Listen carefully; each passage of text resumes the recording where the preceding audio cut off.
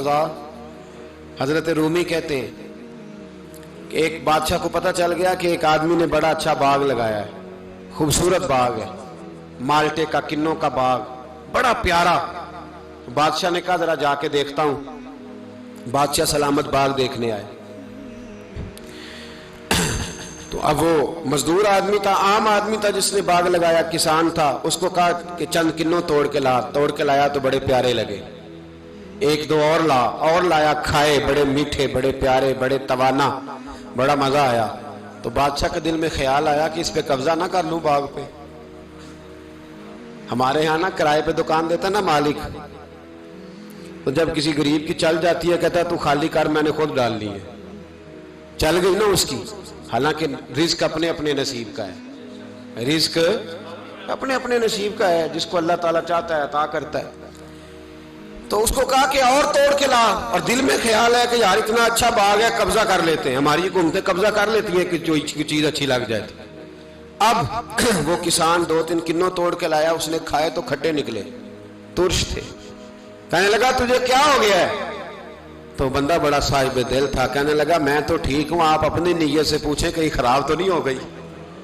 تو کنوں میں بھی اس کا اثر آ گیا ہے. اپنی نیتیں بگڑ جائیں نا, نیتیں.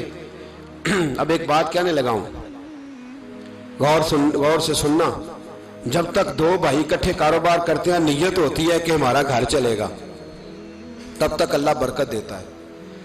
اور جب اپنی اپنی جیبیں سمیٹنے لگ جاتے ہیں نا کہ یہ میرا 5,000 ہے, آج میں گیا تھا اگرائی کرنے, یہ میرا 10,000 ہے, آج میں نے محنت زیادہ کی, جب وہ ٹٹولنے لگتے ہیں پھر اس دکان سے بھی برکت اٹھ جاتی ہے, پھر وہاں سے بھی برکت چلی جاتی ہے. فَإِنَّ لَهُ مَعِيشَةً ضَنْكَ, فرمایا جب تو میں منہ پھیر لیتا ہے پھر تیری زندگی اللہ تنگ کر دیتا, پھر وہاں سے بھی برکت, خوبصورتی, اثر اٹھ جاتا ہے. ایک سنار نے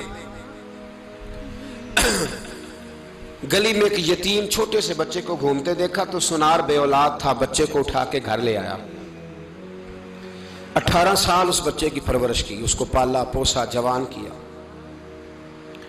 سنار کے پاس وہ دکان پہ چلا جاتا, وہ کئی دفعہ دکان پہ رہتا, کئی دفعہ گھر میں رہتا. ایک دفعہ وہ دکان پہ تھا, بچہ گھر تھا, 18 سال کا جوان. اس کی بیوی اکیلی تھی. وہ جس نے ماں بن کے پالا تھا اس نے اسی پہ حملہ کر دیا, اس کا بازو بری نیت سے تھاما. بیوی چیخی. تھوڑی دیر گزری تو وہ نوجوان پیروں میں بیٹھ گیا, کہنے لگا اماں پتہ نہیں مجھے کیا ہوا. شام کو سنار آیا, بیوی چیخنے لگی, چلانے لگی, کہنے لگی آج عجیب بات ہوئی, جس کو میں نے جگر کا خون دے دے کے پالا اسی نے گندی نظر ڈالی. سنار محو حیرت ہے. بیوی کا خیال تھا کہ لاٹھ اٹھائے گا, ڈنڈا اٹھائے گا, نوجوان کو مارے گا, لیکن وہ رونے لگ گیا. اس نے کہا آج اس نے میرا بازو تھاما ہے, جانے کیا کیا ہے. پریشان ہونے لگ گیا, سجدے میں گر گیا. کہا تو بتاتا کیوں نہیں؟ تو وہ سنار کہنے لگا اس کی غلطی نہیں, 18 سال کے بعد آج مجھ پر بھی شیطان سوار ہوا تھا. ایک عورت آئی تھی, وہ اپنے بازوؤں میں چوڑیاں پہننا چاہتی تھی, تو میں نے بھی گندی نظر سے ہاتھ ڈالا تھا. رب کریم نے مجھے فوراً اس کی سزا دی. جن کے گھروں میں بیٹیاں ہوتی ہیں ان کی نظریں گندی نہیں ہوتی. جو بیٹیوں کے باپ ہوتے ہیں, جو بہنوں کے بھائی ہوتے ہیں, ان کی نظریں گندی.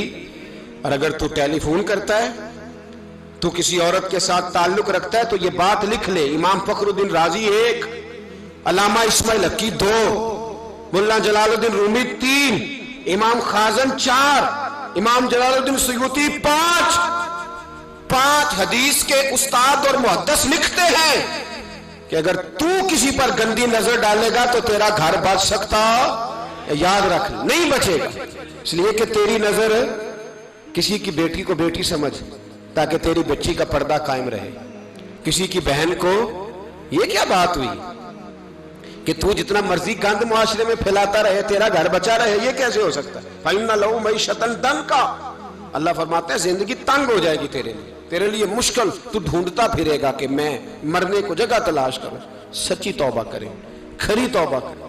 یہ گناہ انسان کو مجبور کر دیتے ہیں. حضرت عبداللہ بن مبارک رحمت اللہ تعالی علیہ, ان کے سینکڑوں شاگرد تھے. ایک شاگرد کے انتقال کا وقت آیا تو گھر گئے ملنے. آپ کہتے ہیں میں نے زور لگا لیا پر اس کی زبان پر کلمہ جاری نہیں ہوا.